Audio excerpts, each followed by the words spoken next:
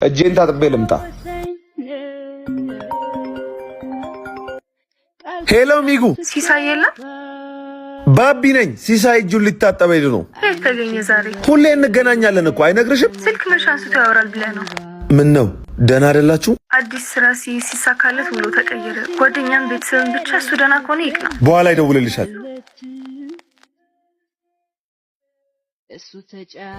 ሂሳብ አልካቸው? አሁን አይደል እንደ የተገናኘ ነው። ሰው ቀጥሬ ያለው ይኸው ደወለች። እንዳታነሳ። ምን ነው? ማነች? አኒ እንዴት ያለች ቆንጆ መሰለች። መች ነው የምታውቃት? ሰሞኑን ነው ያወቅኳት። ጀማውስ አይቻቸው አላውቅም። ምን አሁን እኮ ጓደኞቼ ተው አውቃለሁ እባክህ። ድንገት ለመጣ መብራት ብለህ እድሜን ያየህበትን ኩራዝ አትክፋ። አሁን ያለሁበት ቦታ የብዙ ሰዎች ምኞት ነው።